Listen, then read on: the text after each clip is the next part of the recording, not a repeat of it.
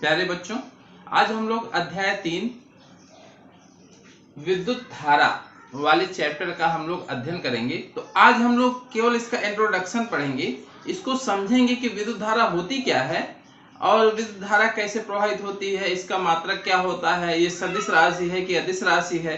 ठीक है बच्चों, तो आज हम लोग अध्याय 3 स्टार्ट कर रहे हैं। तो इससे पहले बच्चों हम लोग अध्याय 1 और अध्याय 2 में जो हम लोगों ने पढ़ा वो किस इकाई के अंतर्गत था, तो वो स्थिर वैद्युतिकी के अंतर्गत आता था बच्चों। स्थिर वैद्युतिकी के अंतर्गत, जिसको हम लोग इलेक्ट्रोस्टैटिक्स कहते हैं, इसको हम लोग क्या कहते थे, इलेक्ट्रोस्टैटिक्स।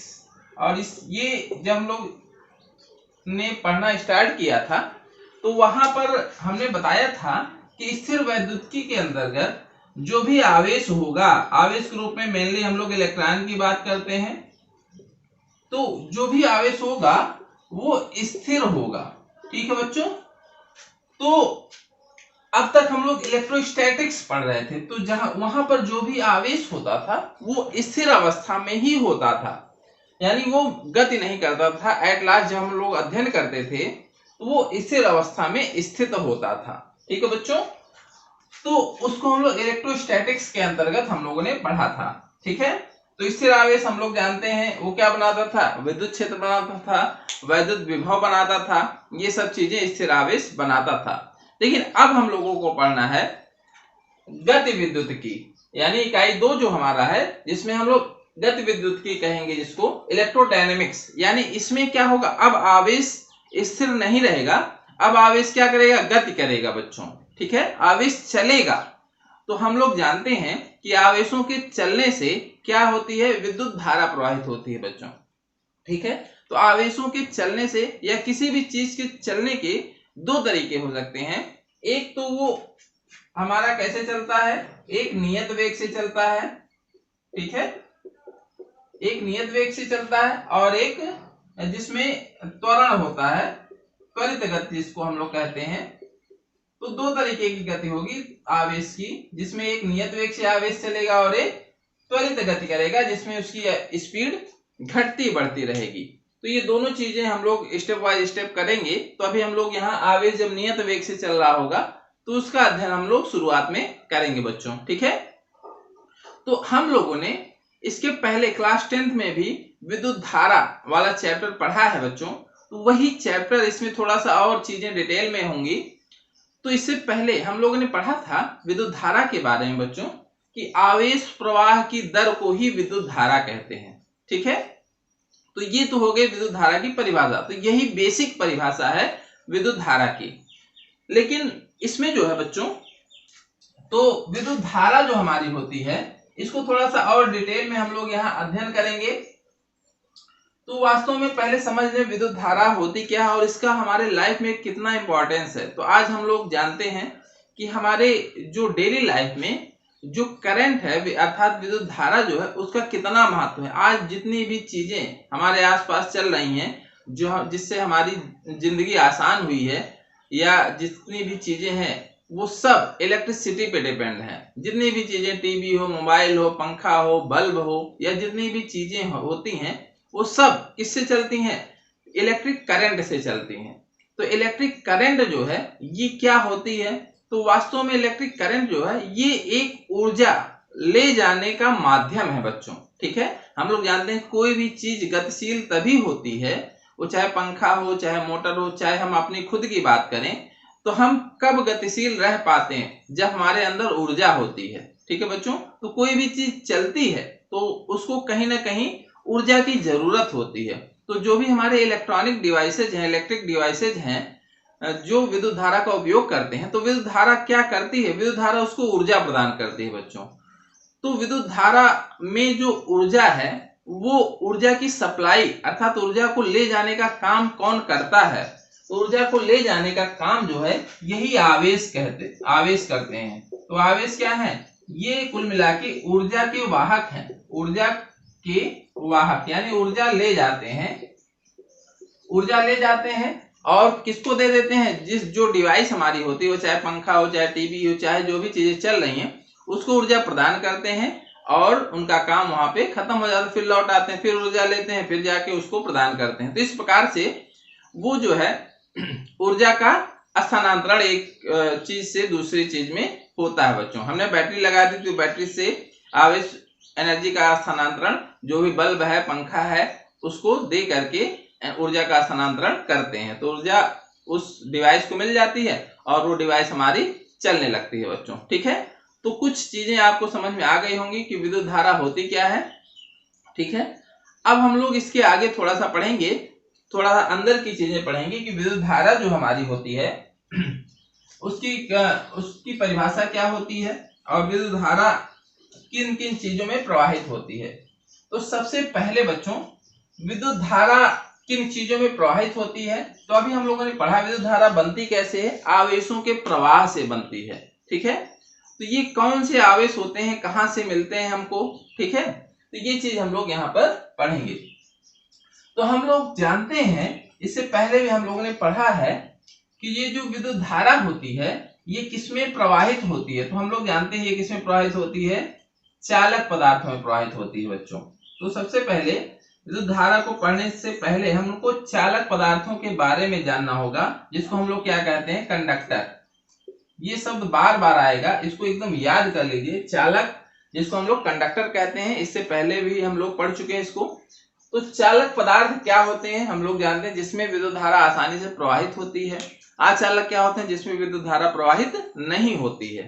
ठीक है, तो चालक पदार्थों में विद्युत धारा क्यों प्रवाहित होती है, सबसे पहली चीज यही हमारा क्वेश्चन होता है कि क्यों चालक में प्रवाहित होती है, क्यों अचालक पदार्थों में प्रवाहित नहीं होती है।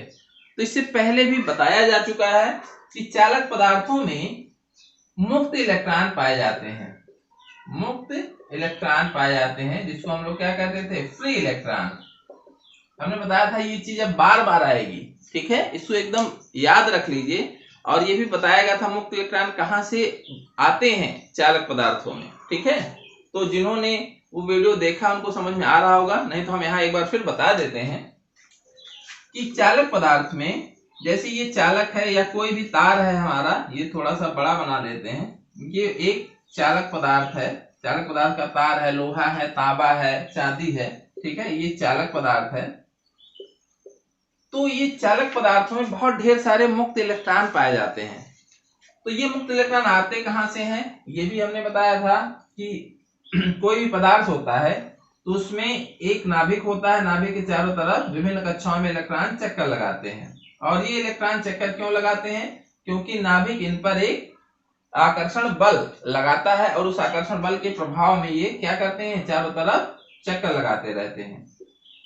तो कहीं से भी जैसे अगर इसको बाहर से थोड़ी सी हीट मिल गई या बाहरी टेम्परेचर ज्यादा है, ठीक है, तो ये उस टेम्परेचर के कारण, टेम्परेचर क्या है, ताप में भी ऊर्जा होती है, उस ऊर्जा को ग्रहण करने के कारण बच्चों जब इनके पास अधिक ऊर्जा हो जाती है तो ये अब घूमना नहीं चाहते, ये फ्री होना चाहते हैं, क्योंकि अब इनको यहाँ काम करना पड़ रहा है घूमने में। तो यहाँ से ये फ्री हो जाते हैं, ये इलेक्ट्रॉन फ्री हो गया। ठीक है, तो जब ये इलेक्ट्रॉन फ्री हो जाता है तो इसी को जो यहां से निकल चुके हैं, तो एक बार जब निकल जाते हैं तो फिर ये इसके भीतर यानी पुनः इस कक्षा में नहीं आते हैं। ठीक है, एक बार घर से अगर बाहर निकल गए, भाग गए, तो यहाँ आने का दरवाजा उनके लिए बंद हो जाता है। ठीक है बच्चों, तो इसी को ऐसे समझ सकते हैं। तो इसी को हम लोग क्या कहते हैं, फ्री इलेक्ट्रॉन, यानी जो अपनी कक्षा से मुक्त हो चुके हैं, फ्री हो चुके हैं बच्चों। ठीक है, तो ऐसे एक एटम नहीं है, ऐसे इसमें लाखों करोड़ों अणु होते हैं पर जो यहाँ पर व्यवस्थित होते हैं और उनसे बहुत सारे इलेक्ट्रॉन ऐसे फ्री हो जाते हैं। ठीक है, तो चालक पदार्थ वही होते हैं जिनमें बहुत सारे इलेक्ट्रॉन फ्री होते हैं, मुक्त होते हैं। ठीक है, क्योंकि वही आवेश जो है, यही फ्री इलेक्ट्रॉन एनर्जी को ले जाने का काम करते हैं। ठीक है, तभी विद्युत धारा बहती है बच्चों। ठीक है, तो अब यहाँ पर जो ये अणु थे, ठीक है, अब ये चूंकि इलेक्ट्रॉन बाहर निकल गया, हम लोग जानते हैं कोई भी परमाणु जो होता है ये क्या होता है, उदासीन होता है। तो अगर यहाँ एक इलेक्ट्रॉन बाहर निकल गया तो ये क्या होते हैं, धनावेशित हो जाते हैं। ठीक है, तो इस तरह से यहाँ पर बहुत सारे ऐसे धनावेश जो होते हैं। अब चूंकि हम लोग जानते हैं अणु जो होते हैं ठोस पदार्थों में, ये अणु बंधे हुए होते हैं। ठीक है, तो इनको हम धन आयन भी कहते हैं, क्योंकि इस पर एक धनावेश आ चुका है। तो ऐसे ये धनावेश अपनी जगह पे स्थिर होते हैं और इसके भीतर ये बंधे हुए हैं और इसके भीतर बहुत सारे मुक्त इलेक्ट्रॉन ये फ्री होते हैं। ये बहुत सारे मुक्त इलेक्ट्रॉन पाए जाते हैं। इनकी संख्या जो होती है किसी भी चालक पदार्थ के भीतर बच्चों, इनकी जो संख्या होती है वो लगभग बता देते हैं 10⁻29 इलेक्ट्रॉन पर मीटर क्यूब। ये इतनी ज्यादा संख्या में मुक्त इलेक्ट्रॉन होते हैं। अब 10⁻29 आप जोड़ लीजिए, तो यानी बहुत ही अधिक मात्रा में, ठीक है, इसके भीतर मुक्त इलेक्ट्रॉन पाए जाते हैं। तो जब मुक्त इलेक्ट्रॉन पाए जाएंगे तभी इनमें इलेक्ट्रॉनों का प्रवाह संभव होगा। अगर ये आवेश ही नहीं पाए जाएंगे किसी चीज में जो हमारा अचालक होता है, तो उसमें आवेशों का प्रवाह बच्चों संभव नहीं होता है, तो इसीलिए उसमें विद्युत धारा नहीं बहती है। ठीक है, तो ये चीज अब आपको समझ में आ गया होगा कि चालक पदार्थ क्या होते हैं, चालक पदार्थ के भीतर मुक्त इलेक्ट्रॉन क्यों पाए जाते हैं और चालक पदार्थ के भीतर ही विद्युत धारा क्यों प्रवाहित होती है। ठीक है बच्चों, तो ये चीज अब आपको समझ में आ गया। अगली चीज बच्चों यहां देख लेते हैं कि जो हमारी विद्युत धारा है वो कैसे बनती है।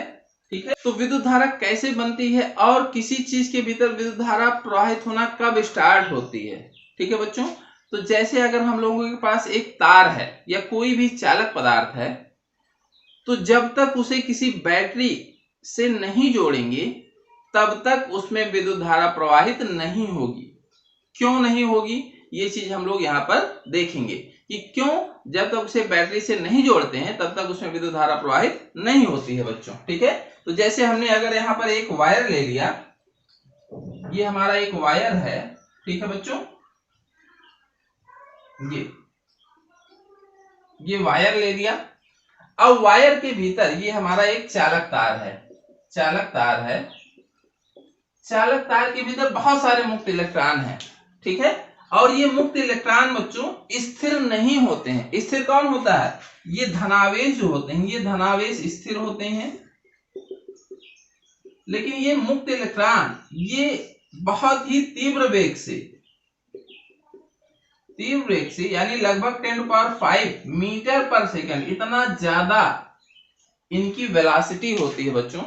तो ये बहुत ही तीव्र वेग से इसके भीतर चलते रहते हैं। अच्छा, इनको गति यानी इनके पास ये वेग कहां से आया, यानी वेग है, इसका मतलब कहीं ना कहीं इससे इनको एनर्जी मिली होगी, तभी तो इसके भीतर ये इतनी तेजी से चल रहे हैं। ठीक है, तो ये जो वेग आया, तो अभी हम लोगों ने पढ़ा था कि इनको ये फ्री क्यों हुए थे, क्योंकि इनको बाहर से ऊर्जा मिल गई थी। तो ये ऊर्जा किस रूप में मिली थी, ये ऊष्मा के रूप में मिली थी बाहर से। इसीलिए ये जो तीव्र वेग होता है, ठीक है बच्चों, इसको हम लोग कहते हैं ऊष्मीय वेग। ठीक है, इसको हम लोग ऊष्मीय वेग कहते हैं। तो इस ऊष्मीय वेग से यानी 10⁵ मीटर पर सेकंड के वेग से ये क्या करते हैं, इस चालक के भीतर गति करते रहते हैं। तो कोई भी हम एक सिंपल वायर ले लें तो ये समझेंगे कि उस चालक के भीतर बहुत ही तीव्र वेग से इलेक्ट्रॉन गति कर रहे हैं। अभी हमने इसमें कुछ बैटरी वगैरह नहीं जोड़ी है, एक तीव्र वेग से इसमें बहुत सारे इलेक्ट्रॉन है जो कि इसमें गति कर रहे हैं, फिर भी इसमें कोई भी विद्युत धारा नहीं प्रवाहित हो रही। इसमें इलेक्ट्रॉन चल तो रहे हैं लेकिन इसमें विद्युत धारा नहीं है। क्यों नहीं है, ये चीज हम लोग डिस्कस करेंगे। इसमें विद्युत धारा कब होती है, जब इसको हम लोग किसी बैटरी से जोड़ देते हैं। बैटरी क्या करती है, बैटरी इस तार के दोनों सिरों के बीच एक पोटेंशियल डिफरेंस अर्थात विभवांतर अप्लाई कर देती है, और उस विभवांतर अप्लाई करने के कारण इसमें धारा प्रवाहित होने लगती है। ठीक है, तो इसको अभी हम लोग आगे समझेंगे। तो इसमें धारा कब प्रवाहित होती है, जब इसमें हम इसके सिरों के बीच हम लोग बैटरी लगाते हैं। तो जब बैटरी नहीं लगाते हैं, इसके पहले भी इसके भीतर इलेक्ट्रॉन बहुत तीव्र वेग से गति कर रहे होते हैं। और किस वेग से गति कर रहे होते हैं, ऊष्मीय वेग से, लेकिन इसमें विद्युत धारा नहीं प्रवाहित होती है बच्चों। तो पहली चीज क्यों नहीं होती है, क्योंकि इसके भीतर ये इलेक्ट्रॉन अनियमित तरीके से गति कर रहे होते हैं, और जब अनियमित तरीके से गति करते हैं तो उसका रिजल्ट क्या होता है, जीरो होता है। जैसे अगर हम कुछ भी काम करते हैं, जैसे हम पढ़ाई ही कर रहे हैं, अगर अनियमित तरीके से कर रहे हैं, यार कभी पढ़ लिया कभी नहीं पढ़ा, ठीक है, तो उसका कुल मिलाकर रिजल्ट क्या मिलता है, हमको जीरो दिखाई देता है, अर्थात हमको लगता है कि हमने कुछ नहीं पढ़ा। लेकिन अगर आप रेगुलर ही काम कर रहे हैं, लेकिन धीरे धीरे रेगुलरिटी आपकी बनी हुई है, तो वो उसका रिजल्ट हमको दिखता है। तो यही चीज एकदम करंट के लिए भी होती है। तो इसमें इनके पास इतनी तीव्र गति है, लेकिन इसमें क्या है, अनियमित तरीके से ये चल रहे हैं, तो इनका रिजल्ट क्या आता है, जीरो आता है, यानी कोई प्रभाव नहीं दिखता है। इसीलिए जो ऊष्मीय वेग का विद्युत धारा में जो योगदान होता है बच्चों, ऊष्मीय वेग का विद्युत धारा में योगदान जो होता है, ये ध्यान रखिएगा, बहुत इंपॉर्टेंट चीज है, ये जीरो है, ठीक है। तो कौन सा वेग, यानी किस वेग के कारण इसमें धारा बहती है, वो अभी हम लोग पढ़ेंगे। उसको हम लोग कहते हैं अपवाह वेग या अनुगमन वेग, इंग्लिश में कहते हैं ड्रिफ्ट वेलोसिटी। और ये ड्रिफ्ट वेलोसिटी क्यों आती है, जब हम इसके सिरों के बीच हम लोग एक बैटरी लगा देते हैं, ठीक है। तो ये चीजें आप लोग ध्यान रखिएगा। अच्छा, इसमें क्यों ऊष्मीय वेग के कारण विद्युत धारा इसमें जीरो क्यों बनती है बच्चों, ठीक है, वो चीज भी यहाँ देख लेते हैं।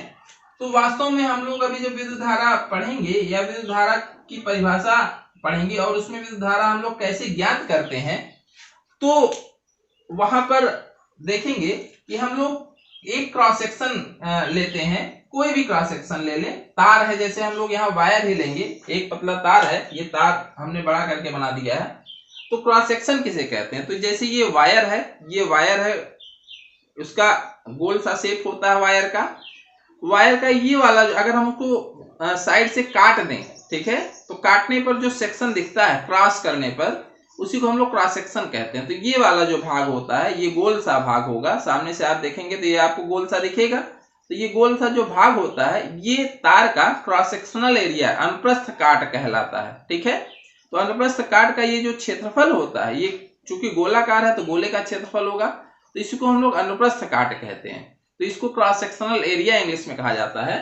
तो कहीं पर भी ले लें, जैसे हमने बीच में कोई क्रॉस सेक्शनल एरिया ले लिया, ठीक है, तो हम क्या देखते हैं, इस एरिया हम लोग धारा कैसे कैलकुलेट करते हैं, अभी बताया जाएगा फिर एक बार, कि हम देखते हैं कि इस क्रॉस सेक्शन को एक फिक्स टाइम में या प्रति सेकेंड, ठीक है, हर एक सेकेंड में इस क्रॉस सेक्शन को कितने आवेश पार करके जा रहे हैं बच्चों, ठीक है। तो जैसे अगर यहां से 100 इलेक्ट्रॉन इधर जा रहे हैं एक सेकेंड में, और 100 इलेक्ट्रॉन ही इधर आ जा रहे हैं, ठीक है, औसतन 100 इलेक्ट्रॉन इधर जा रहे हैं और 100 इलेक्ट्रॉन इधर आ रहे हैं इस क्रॉस सेक्शन को पार करके, तो जो नेट इफेक्ट बना, यानी 100 इधर आवेश चले गए, 100 इधर आ गए, तो क्या हुआ, कुल मिला के जीरो रिजल्ट आया, ठीक है। जितने इधर जा रहे हैं इतने इधर आ रहे हैं, तो नेट जो चार्ज बना उस क्रॉस सेक्शन को पार करने वाला क्या बना, जीरो बना। इसलिए आई जो हमारा आएगा वो क्या आएगा, जीरो, क्योंकि आई बराबर हम लोग जानते हैं Q बाई टी होता है, तो Q जीरो आ गया, तो आई भी क्या आएगा, जीरो आएगा। तो इस तरह से कहीं पर भी हम विद्युत धारा की कैलकुलेशन करते हैं बच्चों।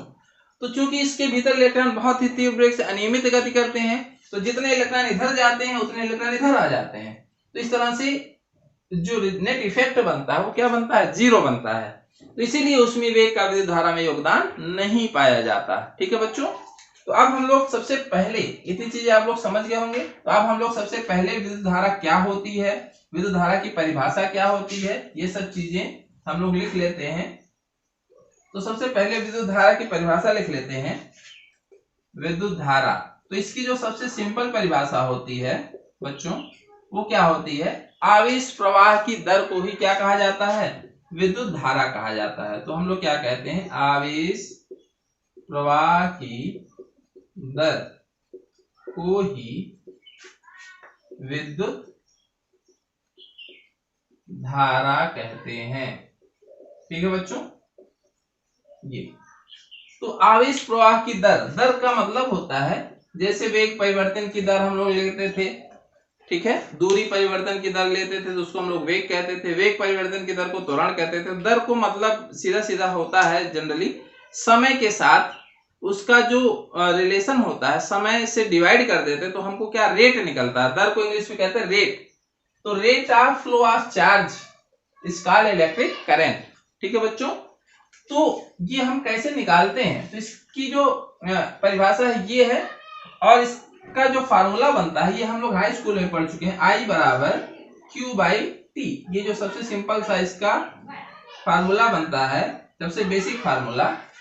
तो टी का मतलब क्या है, दर। ठीक है, टी से जब डिवाइड कर देते हैं किसी चीज में तो उसकी दर निकलती है, और अगर हम लोग और डिटेल में कहें तो इसको कहते हैं समय दर। ठीक है, आवेश प्रवाह की समय दर को ही विद्युत धारा कहते हैं। ठीक, तो अब इसको कैसे निकालते हैं बच्चों, अब हम यहाँ बता देते हैं जो अभी हम लोगों ने पढ़ा। तो हम लोग जो वायर है बच्चों, ठीक है, वायर के किसी भी क्रॉस सेक्शन से, ठीक, क्रॉस सेक्शन से, अब ये क्रॉस सेक्शन यहां भी ले सकते हैं, ठीक है, यहां भी ले सकते हैं ये वाला, या बीच में कहीं भी ले सकते हैं। तो अब हम कहते हैं कि अब हम इसके सिरों के बीच हमने बैटरी लगा दी। तो बैटरी लगाने से क्या होता है, इलेक्ट्रॉन धीरे धीरे एक दिशा में ही चलने लगते हैं, और इसका कारण भी अभी हम लोग देखेंगे। तो हम लोगों ने जैसे यहाँ पर देख लें या बीच में देख लें, कहीं पर भी देख लें, तो ये जो क्रॉस सेक्शन है, ठीक है, तो इससे हो करके प्रति सेकंड कितने आवेश प्रवाहित हो रहे हैं, चल रहे हैं। ठीक है बच्चों, तो इसको हम लोग ही कहते हैं विद्युत धारा। ठीक, तो अभी हमने क्या कहा कि अब इसको कैसे देखेंगे, प्रति सेकंड कितने इलेक्ट्रॉन इसको पास करके चले जा रहे हैं, कितना आवेश चला जा रहा है। तो हमने कहा यहाँ पर हमने एक किसी आदमी को लगा दिया, ठीक है, तो वो क्या करेगा, काउंटिंग करेगा, वो देखेगा कि इस क्रॉस सेक्शन एरिया से, जिसका क्षेत्रफल है, यहाँ से कितने इलेक्ट्रॉन पार कर जा रहे हैं हर एक सेकंड में। तो अच्छा, हर एक सेकंड में वो नहीं निकाल सकता, तो हमने कहा 30 सेकंड में बताओ, 30 सेकंड में कितना आवेश यहाँ से पार कर गया। तो उसने कहा 30 सेकंड में मान लो 60 कूलम आवेश यहाँ से पार कर गया। 30 सेकंड में 60 कूलम आवेश पार कर गया।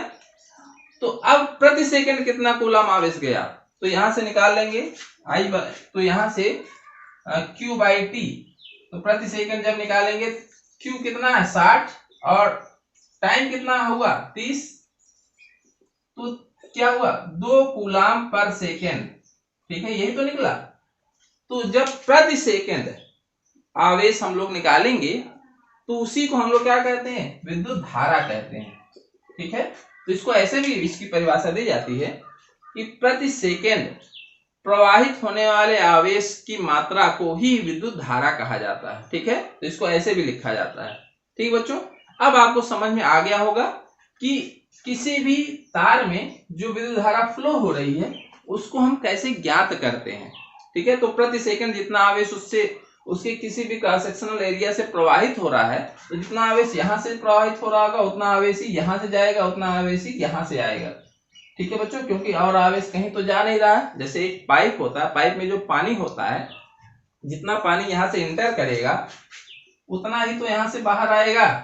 ठीक है, या बीच से भी उतना ही तो आएगा, कहीं यहाँ बीच से कहीं पानी बाहर तो निकल नहीं रहा, तो जितना इधर से आएगा उतना इधर से बाहर चला आएगा। ठीक है बच्चों, तो यही चीज होती है। तो अब आपको समझ में आ गया कि कैसे विद्युत धारा कैलकुलेट करते हैं। ठीक,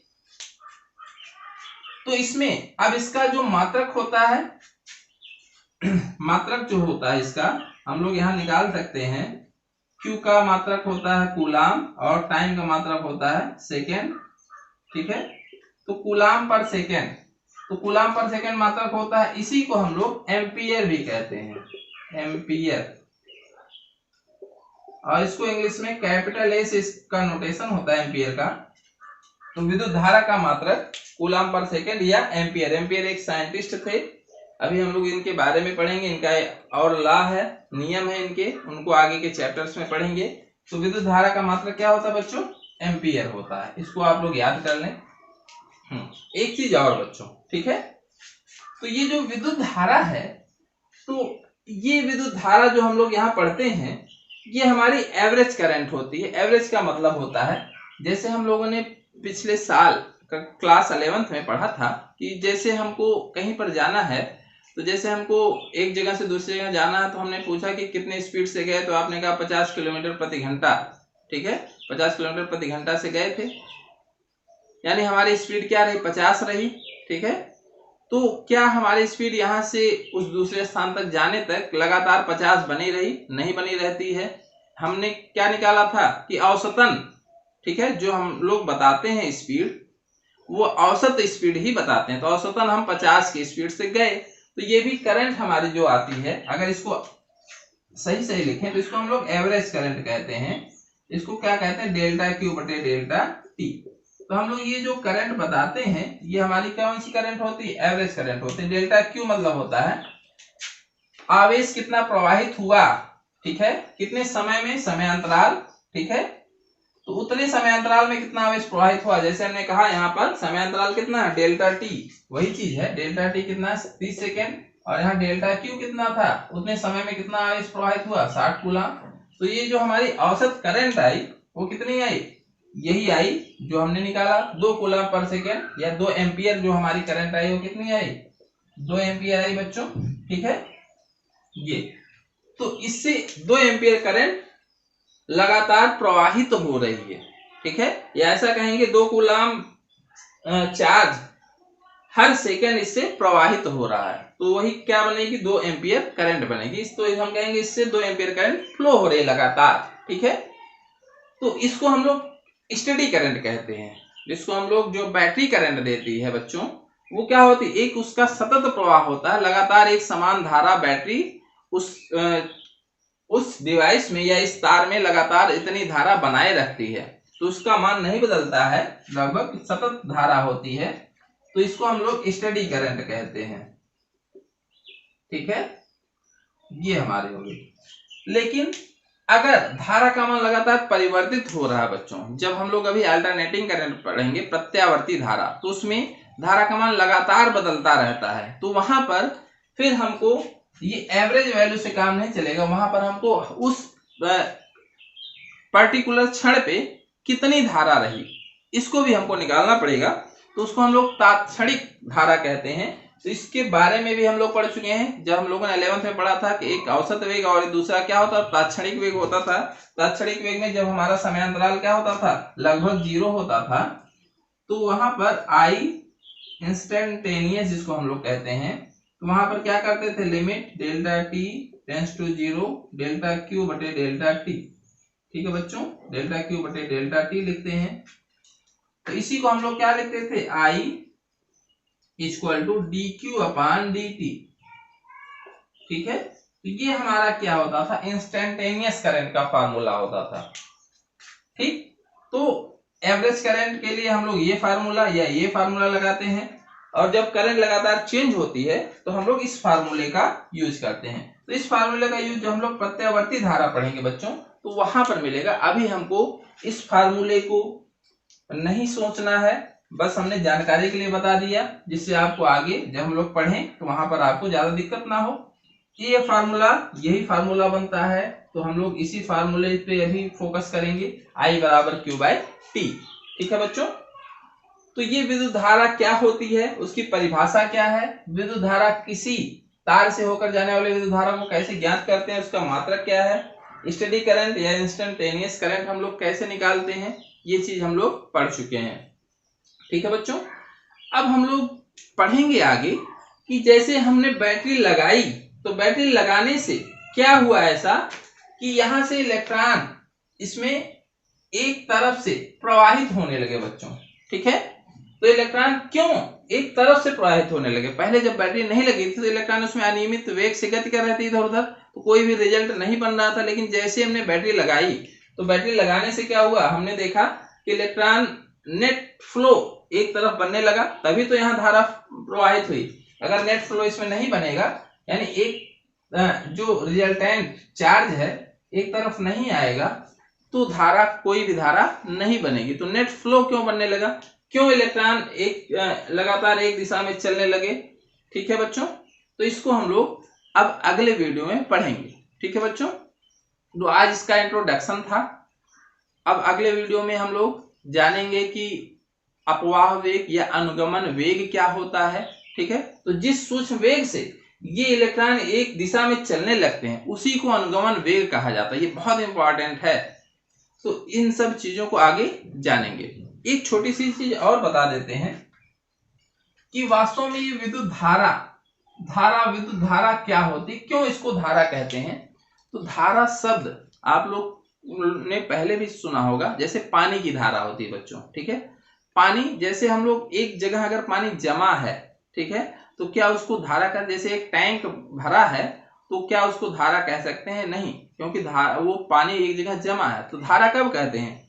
जब पानी का प्रवाह, जैसे नदी की धारा होती है, जब पानी एक दिशा में इस तरह से आगे चलता चला जाता है, ठीक है, पानी बहता है एक दिशा में, निश्चित दिशा में इधर चल रहा जल का प्रवाह है, तो इसको हम लोग कहते हैं धारा। इसमें क्या होता है, पानी के जो छोटे छोटे अणु हैं एक दिशा में क्या होते हैं, ये प्रवाहित होते हैं, इसको हम लोग क्या कहते हैं, पानी की धारा, ठीक है। तो धारा शब्द हम लोग पहले से ही जानते हैं। उसी तरह से जब किसी तार में, जैसे ये हमारा तार है, जब इलेक्ट्रॉन एक के पीछे एक चलने लगते हैं, ठीक है, जब इलेक्ट्रॉन एक के पीछे एक चलने लगते हैं एक निश्चित दिशा में, ये इधर चल रहे हैं इलेक्ट्रॉन, ये, तो हम क्या कहेंगे, इलेक्ट्रॉन की धारा आ रही है। समझ पाए ना? इसमें क्या कहते थे, पानी की धारा आ रही है, तो इसमें क्या कहेंगे, इलेक्ट्रॉन की धारा, यानी इलेक्ट्रॉन एक के पीछे एक चल रहे हैं, तो इसी को हम लोग कहते हैं इलेक्ट्रिक करंट। इसमें क्या कहते थे, ये, इसको क्या कहेंगे, इलेक्ट्रिक करंट। बस इसी को क्या कहते हैं, विद्युत की धारा। समझ पाए ना? इसमें क्या कहते थे, ये क्या है, इसमें इसको हम कहेंगे वाटर करंट है। समझ पाए ना? इसको कहेंगे पानी की धारा। तो अगर ये सिंपल सा तरीका होता समझने का, तो जैसे पानी फ्लो होता है, ठीक है बच्चों, उसी तरह इलेक्ट्रॉन भी ऐसे चलते हैं, तो उसको हम लोग इलेक्ट्रिक करंट कहते हैं। इसको वाटर करंट, इसको इलेक्ट्रिक करंट, तो ये हमारे विद्युत धारा होती है बच्चों, ठीक है। तो आज हम लोगों ने बस इंट्रोडक्शन पढ़ा है विद्युत धारा का। तो जितनी ज्यादा समझ के चीजों को पढ़ने का प्रयास करेंगे उतना ही हमारे लिए आगे आसान होगा बच्चों, ठीक है। तो आगे हम लोग अगले वीडियो में आगे की चीजें डिस्कस करेंगे।